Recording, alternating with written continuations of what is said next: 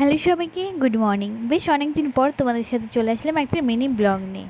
তো দেখতেই পাচ্ছ সকাল সকাল ঘুম থেকে উঠে কিন্তু দেখো আম কেটে নিয়েছি। তো সকালবেলা কিন্তু আম খেয়ে নিলাম। তারপরে দেখো মাছ নিয়ে এসেছি, মাছ কিন্তু রান্না শুরু। আর মাছের ডিমটাও কিন্তু রান্না করব। প্রথমে কিন্তু মাছগুলো এক এক করে ভেজে নিচ্ছি। তারপরে দেখো আমি কিন্তু তিতা করলা আর আলু কেটে রেখেছি, তো ভাজবো। আর এখানে কিন্তু মাছের ডিমের বড়া করব। তো দেখতেই পাচ্ছ আমি কিন্তু মাছের ডিমের বড়াগুলোও কিন্তু ভাজছি। তারপরে দেখো আমার মাছের ডিমের বড়াগুলোও কিন্তু ভাজা কমপ্লিট হয়ে গেলে এবার কিন্তু নামিয়ে নেব। তার মধ্যে কিন্তু আমি মামামকেও খাইয়ে নিলাম। তারপরে দেখো এখানে মাছগুলো ভাজা কমপ্লিট। এখানে কুমড়ো কেটে রেখেছি, ভাজা করব। তারপরে মাছের তরকারি রান্না করে আমরা কিন্তু খাওয়া দাওয়া কমপ্লিট করে তারপরে কিন্তু বিকালবেলা মামামকে নিয়ে বেরোলাম রাস্তায়।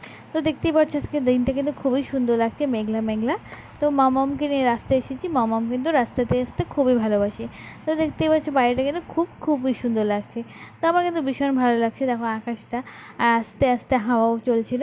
তো বেশ ভালোই লাগছিল সব কিছু মিলিয়ে। আর মম কিন্তু বাইরে আসলে খুবই হ্যাপি হয়ে যায়। ওর কিন্তু বাইরে আসতে খুবই ভালো লাগে। দেখো ওকে আমি কোলে নিয়ে রেখেছি, ও কিন্তু বাইরেটা দেখছে। ওর কিন্তু বাইরে আসতে বেশি ভালোবাসে। তারপরে দেখো আমরা কিন্তু বাইরে এসেছিলাম, তারপরে চলে গেলাম ঘরে। আর সন্ধ্যাবেলা আমার ভাই নিয়ে এসেছিলো দেখো মিনি সিঙ্গারা, এগুলো কিন্তু পেঁয়াজ দিয়ে খেয়ে নিলাম। এটাও কিন্তু খুবই টেস্টি ছিল। তো আমি কিন্তু চটপট করে দুটো সিঙ্গারা খেয়ে নিলাম। আর পেঁয়াজ দিয়ে এই সিঙ্গারাগুলো খেতে কিন্তু বেশ ভালো লাগে। তো এই ছোটো ছোটো সিঙ্গারাগুলো কিন্তু চার সাথেও খেতে বেশ ভালো লাগে। তো আমি কিন্তু খালিই খেয়ে নিয়েছিলাম।